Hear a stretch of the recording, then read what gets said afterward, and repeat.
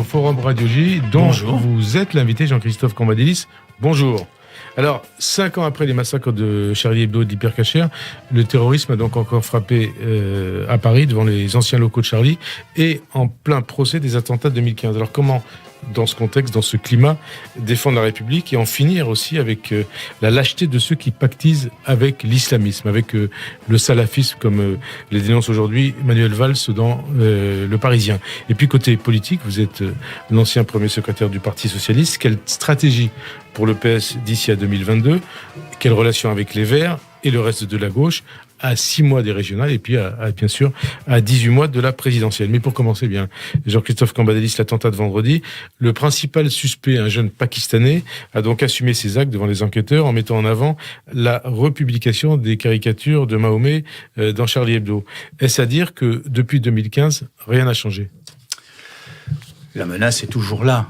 Elle est toujours là parce que il y a, ici ou là, organisés ou pas, des hommes et des femmes qui veulent mettre en cause ce qui fonde la République, à savoir la liberté de penser, le refus de voir la religion au-dessus de la loi.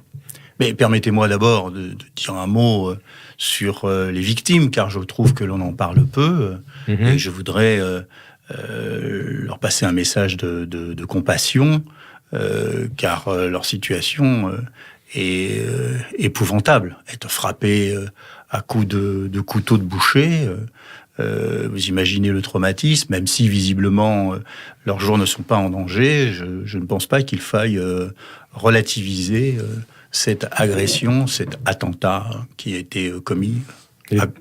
Qui a été commis donc devant les anciens locaux de Charlie Hebdo. Et donc, c'est bien Charlie Hebdo qu'on a visé, c'est bien la liberté de la presse qu'on a visé, c'est bien la liberté de blasphème qu'on a visé. Tout à fait. La liberté de blasphème est constitutif de la République.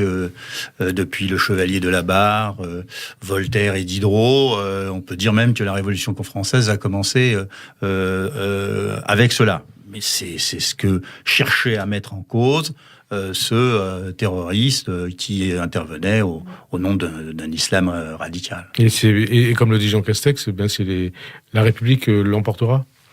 La République doit l'emporter. Elle l'emportera parce que je pense que les Français sont très majoritaires pour défendre la République. Et je dirais que d'un certain point de vue, c'est parce que nous sommes en train de gagner ce combat, à la fois là où ils avaient constitué un État, un prétendu État islamique, c'est-à-dire en Syrie, et puis en Europe occidentale. Parce que ce qu'il faut comprendre et ce qu'il faut dire aux Français, c'est parce que nous sommes en train de gagner qu'une certaine fraction de religieux intime l'ordre aux musulmans de rompre avec la République. Alors, une précision, l'auteur de l'attentat est pakistanais. Donc tout ce parallèle on va peut-être faire avec ce qui a été les déclarations des dirigeants pakistanais il y a quelques jours. Le Premier ministre pakistanais Imran Khan a appelé vendredi devant l'Assemblée générale de l'ONU à lutter contre ce qu'il appelle l'islamophobie, critiquant au passage devant l'Assemblée générale de l'ONU Charlie Hebdo, considérant que les musulmans, je le cite, continuent d'être ciblés en toute impunité dans de nombreux pays. Quelle réponse peut être donnée à ce dirigeant pakistanais qui a lancé quelque part depuis des semaines un appel au meurtre? On peut pas dire cela. On peut dire que il a harangué les foules. Voilà, il a harangué les foules. D'où peut-être justement la réaction de l'attentat commis à Paris. Oui, mais il faut lui demander d'abord de condamner l'attentat.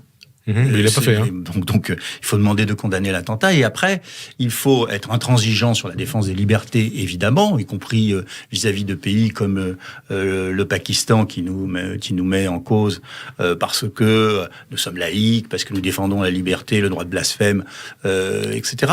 Et puis, en même temps, il faut, nous, prendre la défense des musulmans en France, qui sont aussi en but à la fois avec ceux qui demandent de se séparer de la République, et à la fois ceux qui estiment qu'ils n'ont pas leur place dans la République. Ils sont pris en otage, ils sont au milieu, et la République doit les protéger. À ce moment-là, nous sommes en position de force. Alors, on va reparler de ce problème posé aux musulmans par une partie de la population.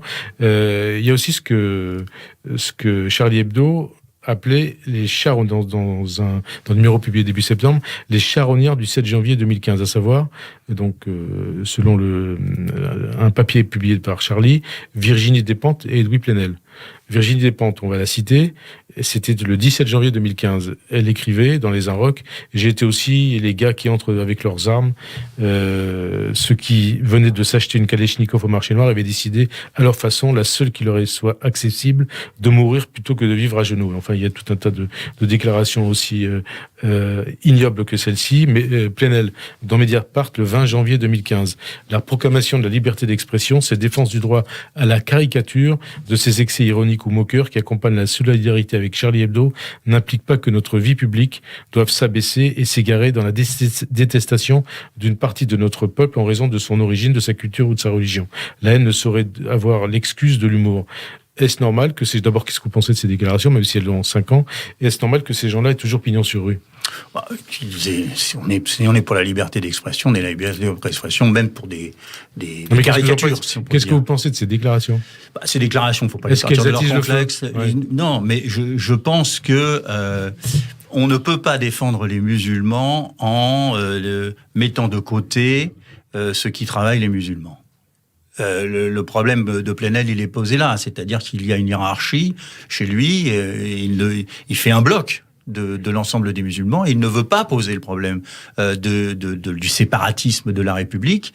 Pour lui, dire cela, c'est porter atteinte aux musulmans. Alors que c'est l'inverse, quelque part. Non, ce n'est pas l'inverse, c'est une situation de fait. Il y a, chez les musulmans, une fraction minoritaire, extrêmement minoritaire. L'immense masse des musulmans, d'ailleurs, ne sont pas croyants en France, il faut le savoir. Ils sont plutôt laïcs, ils sont de culture musulmane, ils respectent un certain nombre de choses, comme nous le faisons, nous, dans la religion catholique ou dans la religion juive. Mais ils ne sont pas pratiquants pour la majorité d'entre eux. Mais il y a des hommes et des femmes qui voient l'occidentalisation du monde musulman et qui le refusent et qui disent à partir de là, au nom du Coran, séparez-vous de la République, la loi du Coran est supérieure à la loi de la République. Et puis il y a, j'insiste, des gens qui, à l'autre bout de l'échiquier, disent « vous êtes dans l'islam, vous êtes musulman, vous n'avez pas votre religion, vous-même, vous êtes incompatible Marine avec Le Pen et Nicolas Dupont-Aignan. Voilà, des gens comme ça. Et donc, aujourd'hui, c'est une tenaille qui est prise sur la République, et on nous demande toujours de choisir un camp et un autre. Non, moi, mon camp, c'est la République, c'est la laïcité, c'est le droit de croire ou de ne pas croire, c'est de la défense des libertés. Donc vous êtes à gauche, vous êtes un ancien dirigeant du Parti Socialiste. Manuel Valls s'exprime aujourd'hui dans Le Parisien, et qu'est-ce qu'il dit? Le salafisme a des complices dans une partie de la gauche. Est-ce qu'il a raison? Et qui sont, selon vous, ces complices, Jean-Christophe Cambadélis? D'abord, déclaration liminaire entre Manuel Valls et Edoui Plenel, il y a la République. Donc il y a quand même un grand espace. Il faut être ni naïf, ni obsessionnel. Et Manuel Valls est obsessionnel? Oui. Ouais. Manuel Valls, toutes les semaines, nous fait une déclaration sur l'islam. Ça ne rend pas service. D'abord, ça voudrait dire quelque chose. Ce qui m'inquiète, c'est ce que ça voudrait dire chez Manuel Valls, que le gouvernement actuel, le président de la République, ne fait pas son travail. Et que l'on a baissé la garde depuis... Ça a été interprété quelque part un peu comme ça. Hein. Ah bon, je ne savais pas, mais on ne peut pas faire autrement que de l'interpréter par les commentateurs. On peut pas. Donc ça veut dire que c'est une déclaration de pression sur le président de la République qui doit s'exprimer vendredi. Je croyais que Manuel Valls était un contempteur du président de la République, un soutien infaillible de celui-ci. Je ne comprends pas pourquoi il dit que on n'est pas au niveau dans ce problème dont il estime que c'est le cœur des problèmes français. Et on parlera un peu plus tard du discours sur le séparatisme. Oui, bien sûr. C'est un des problèmes auquel est confrontée la République. Et la désagrégation de la République est en marche, si je puis dire, et ceci en est un des aspects. Ce n'est pas l'aspect, c'est un des aspects. Il y a d'autres aspects. Mais alors, quand Manuel Valls parle des complices dans une partie de la gauche, il n'a pas forcément tort.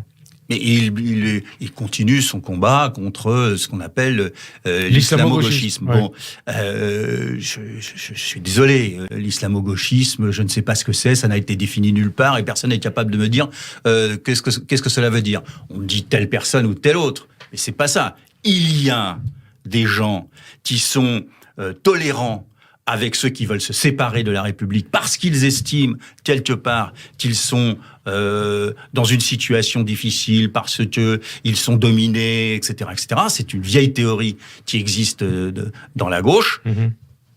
C'est pas pour autant qu'ils sont gauchistes, parce que vous prenez Edoui Plenel, il n'est pas un gauchiste. Il n'est pas gauchiste, enfin il provient du trotskisme comme vous. C'est pas parce que on a un passé. Il a peut-être toujours ce passé trotskiste. C'est pas parce qu'on a un passé que l'on doit être marqué au fer rouge tout au long de sa vie. Encore une fois, la liberté. Bon, bref, je fais pas un plaidoyer pour ou contre Edoui Plenel. Je vous dis simplement que dans la caractérisation me semble pas juste. Oui, la caractérisation me semble pas juste. Voilà.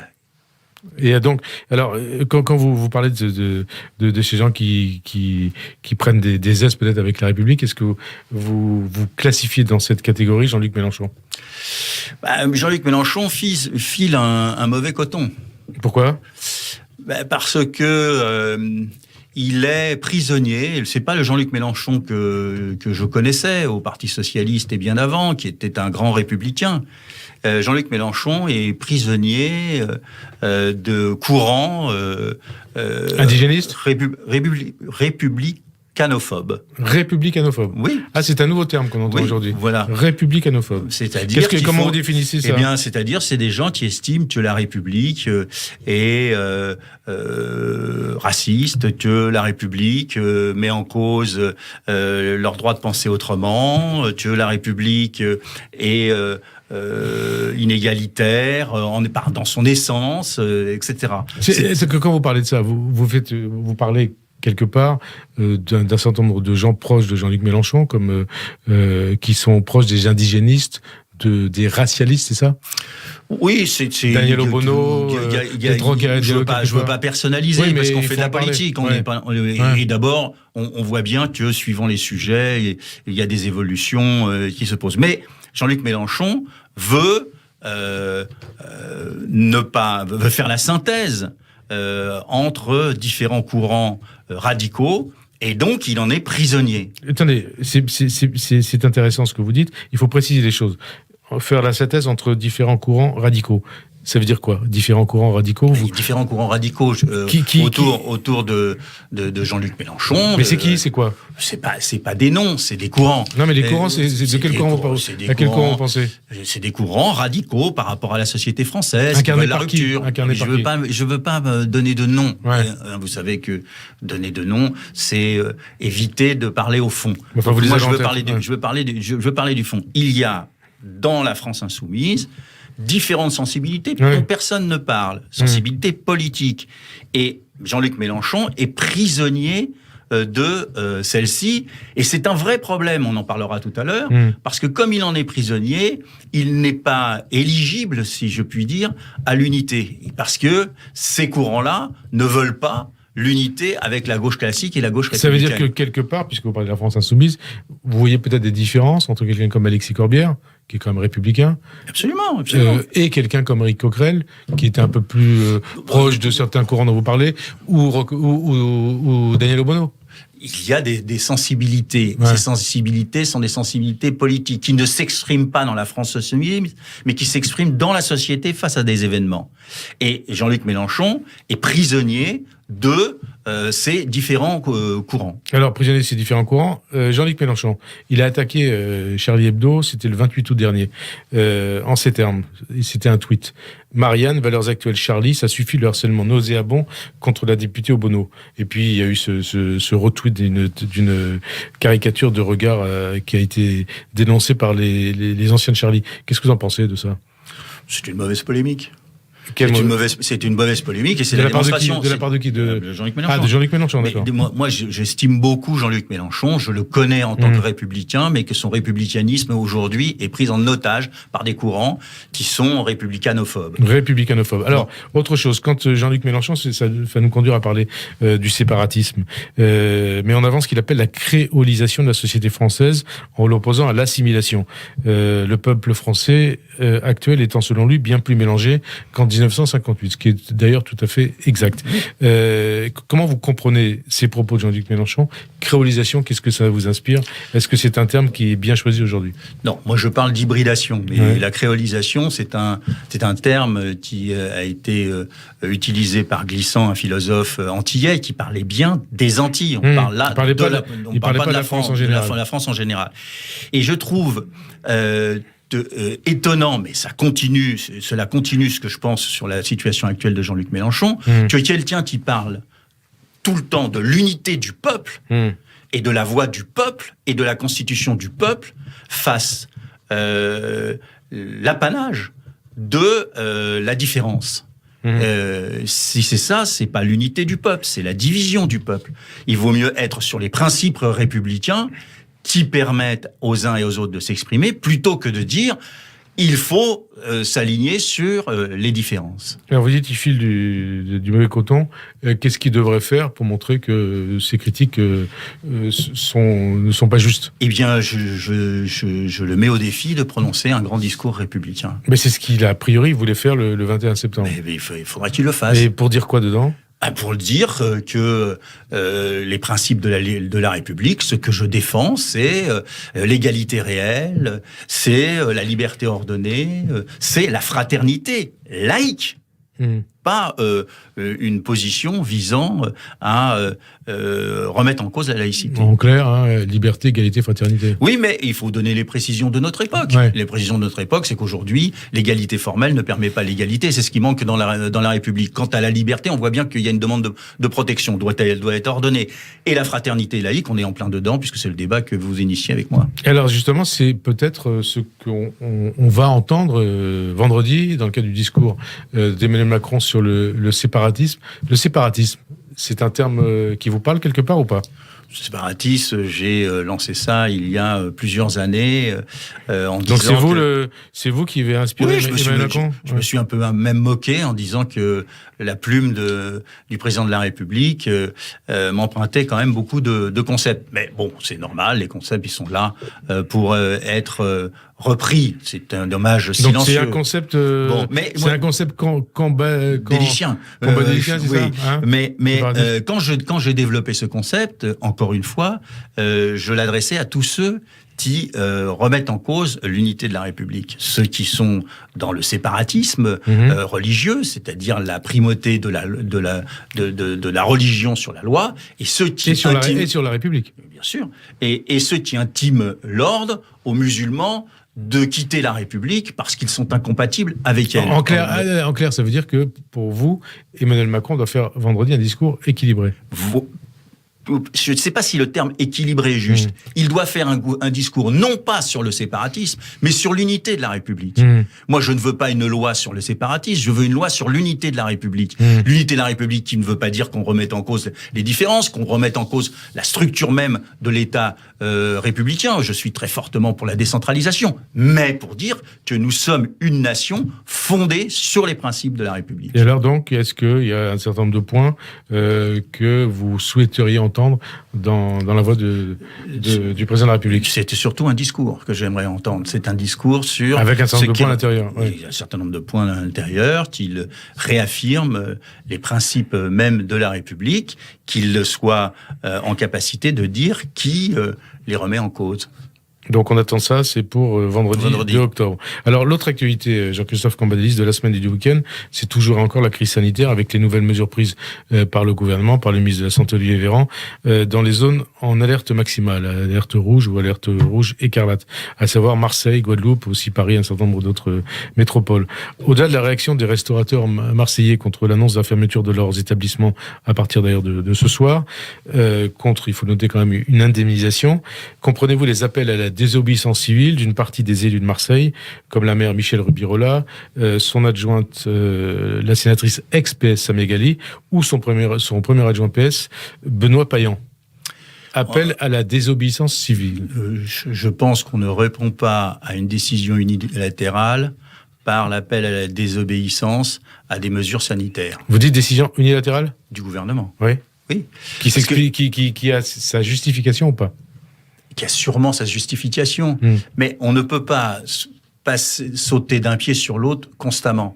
On nous a dit que c'était l'État vertical qui devait permettre à la France de se reconstituer et de se réunifier. Puis on nous a dit non, vous vous êtes trompé, il faut discuter, on va mettre en première ligne. Entre le maire et le préfet, le maire et le couple de l'été, c'était le maire et le préfet. Puis maintenant, on a une décision unilatérale de M. Véran, qui a peut-être ses justifications, mais qui a besoin aussi de passer dans l'opinion. Donc, la désobéissance civile. Donc, la désobéissance civile, quand on est confronté à une crise sanitaire, on ne désobéit pas, on aménage, on discute, mais on ne donne pas l'impression que se protéger est une décision inacceptable. On demande des compensations financières. Ce qui est le cas. Ce qui est le cas. Et on demande on demande à ce qu'elles soient organisées. On demande peut-être même à les augmenter. Et on sait qu'on est là dans une décision qui dure 8 jours avec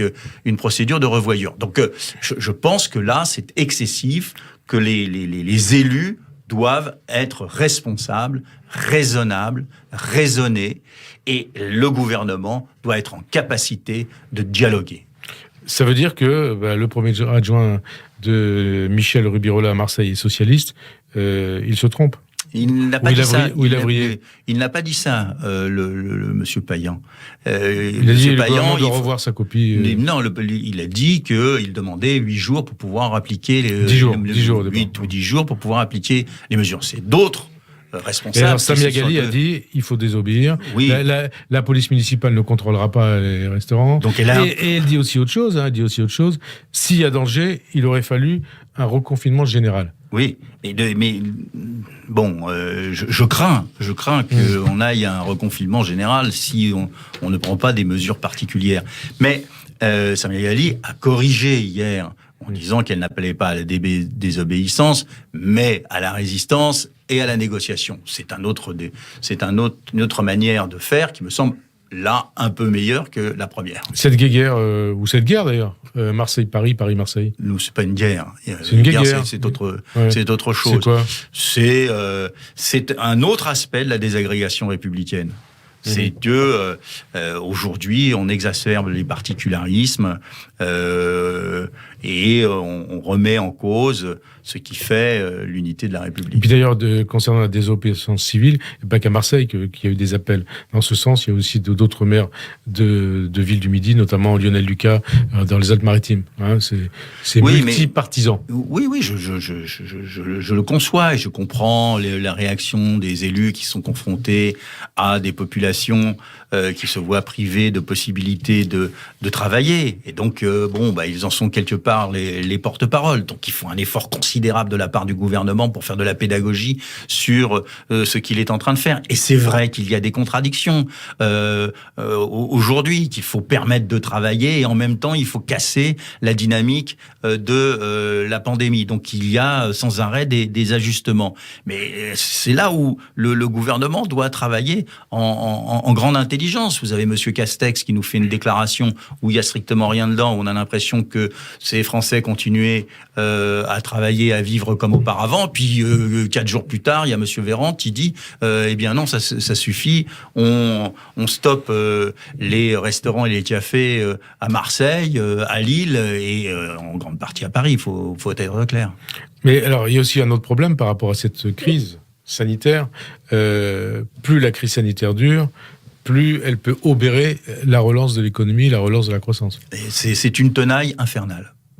Car aujourd'hui... On est à la veille de l'adoption du budget en Conseil des ministres 2021, avec ce plan de relance de 100 milliards. Mais on est dans une tenaille infernale, parce qu'il ne peut pas y avoir de relance et de croissance sans confiance. Et la confiance est minée par le Covid-19. et les mesures que l'on prend qui affolent littéralement les populations. Donc, on est dans une situation, et là, il n'y a pas de politique politicienne à faire, on est dans une situation dramatique qui nous amène à de plus grandes difficultés sur le plan économique. Il faut en avoir conscience et savoir que notre pays traverse quand même plusieurs drames à la fois. Ça veut dire qu'il faut une unité nationale autour de ça ? Il faudrait travailler à cela, mais on est dans le substitutisme de la part du président de la République et de son gouvernement. C'est-à-dire que les corps intermédiaires, les partis politiques, etc. Prenons un exemple. Au moins, Édouard Philippe, on pouvait le critiquer. Quand il y avait des décisions de cette importance, de confinement ou d'évolution de la pandémie, il réunissait les responsables des groupes à l'Assemblée nationale et des partis politiques. C'était fait mardi dernier, c'est pas suffisant. C'est pas suffisant. Il faut engager très fortement le dialogue avec les présidents de région, etc. Et puis, il faut dire aux présidents de région et aux élus locaux, faites des propositions. Vous avez les chiffres. Qu'est-ce que vous en pensez ? C'est comme ça que on peut converger. Alors, je ne sais pas si on va converger aussi là-dessus, sur ces thèmes, mais dans l'actualité, il y a aussi ce débat qui se poursuit autour des initiatives de nouveaux maires verts qui veulent mettre fin à des événements et projets qu'ils jugent en contradiction avec la préservation de l'environnement. Alors, il y a celui de Lyon qui a proposé il y a 2 semaines de Lyon qui ne veut plus voir le Tour de France dans sa ville, celui de Bordeaux. Plus de sapin de Noël sur la place P-Berlor, l'une des places principales de la ville. Et puis il y a aussi cet appel de maires et d'élus de gauche aussi, dont un maire socialiste de la région Rhône-Alpes, contre la 5G. Qu'est-ce que ça vous inspire d'abord, Jean-Christophe Cambadélis ? Est-ce que vous êtes du côté des, entre guillemets, Amish verts ou du côté de la défense du patrimoine, du savoir-vivre français et de la modernité ? Bon, moi, je suis républicain. Je pense que ce qui manque dans l'espace politique à gauche, c'est une formation qui soit en capacité de défendre la République. Une formation, on va parler du PS dans quelques instants. Moi, je pense que les prises de position d'un certain nombre de responsables écologiques, c'est l'écologie de rupture. Un certain nombre ou la plupart ou le Parti vert ? Non, un certain nombre. Est-ce que ça veut dire que quelque part, vous mettez d'un côté Yannick Jadot et puis les autres de l'autre côté ? Non, mais pour l'instant, je ne les ai pas entendus sur le sujet. Yannick Jadot a l'air un peu en retrait. Oui, il a compris que la position rupturiste n'était pas obligatoirement une position électorale. Et moi, je pensais que l'accession au poste de responsabilité de grande ville par les écologistes allait permettre de construire une culture de gouvernement. Moi, j'appelle à une culture de gouvernement écologiste. Parce ça n'existe pas chez les Verts. Elle n'existe pas pour l'instant. Parce que s'il y avait une culture de gouvernement écologiste, alors il serait beaucoup plus simple d'unir les forces de gauche et des écologistes. Alors justement, on en vient à l'actualité de la gauche, Jean-Christophe Cambadélis. Depuis les élections municipales, les Verts de LV entendent apparaître comme les leaders de la gauche. Ils considèrent qu'ils ont pris le leadership de la gauche par rapport notamment au Parti Socialiste et voire à la France Insoumise. Est-ce que c'est avec juste titre, Jean-Christophe Cambadélis ? Écoutez, les écologistes nous parlent de l'urgence écologiste, ils n'ont en tête que l'urgence de passer devant les socialistes. Oui, mais ça a l'air de marcher. Ça a l'air de marcher, pas du tout. On en parlera en temps voulu. Aujourd'hui, ils ont conquis avec nous, avec les socialistes, un certain nombre de villes. Moi, je suis d'accord avec Olivier Faure, qui a lancé un appel à une candidature unique, ou tout du moins unitaire, de la gauche aux prochaines élections présidentielles. Pour cela, il faut un programme commun, il faut une alliance commune, il faut un agenda commun et une élection commune du candidat ou de la candidate à l'élection présidentielle. C'est mal parti pour, en tout cas avec les Verts. Mais c'est mal parti pour, mais c'est une bataille, c'est un combat. Et si cela n'a pas lieu, je suis pour qu'il y ait une force social-démocrate, républicaine, écologiste, qui désigne son propre candidat à l'élection présidentielle. Les Verts. Est-ce que les Verts ne sont pas en train de faire avec le PS ce que François Mitterrand avait fait et réussi avec le Parti communiste dans les années 70, c'est-à-dire de tenter de vous réduire à néant. Ce que François Mitterrand avait fait avec le Parti communiste. C'est un vieux schéma que moi. Non, mais c'est un constat que vous faites ou pas ? C'est un vieux schéma. Oui. Les écologistes estiment qu'ils sont l'époque nouvelle de la gauche. J'ai connu ça au moment de la gauche plurielle. On a connu ça après. Mais les écologistes ne sont pas les socialistes des années 70, et le Parti communiste n'est pas le Parti socialiste. Le Parti socialiste n'est pas le Parti communiste. Plutôt, oui.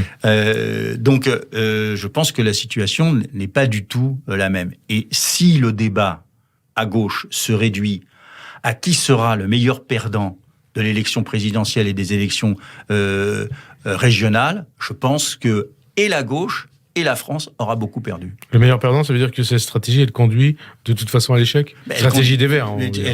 La stratégie de la division ou de l'hégémonie, que ce soit du Parti socialiste ou des écologistes, cette stratégie est perdante. Parce que cela veut dire à chaque fois 2 ou 3 ou 4 candidats à gauche, et vous ne passez pas le premier tour. Tout le monde peut le comprendre. Faut pas sortir de Sciences Po pour ne pas comprendre ce sujet.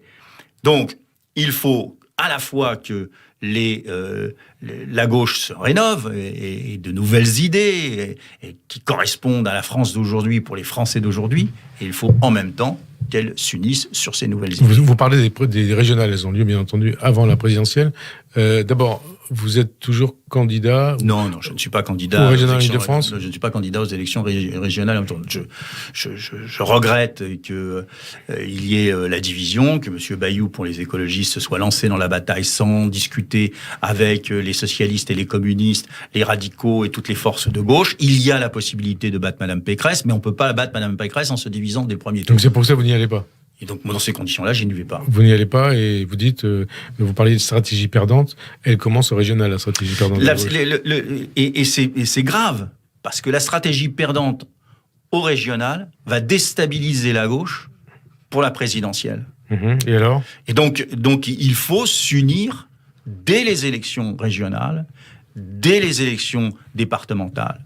Ce n'est pas possible que les écologistes qui ont travaillé pendant des années avec les socialistes en responsabilité dans les régions, disent aujourd'hui, nous voulons battre l'exécutif que nous avons soutenu pendant 5 ans.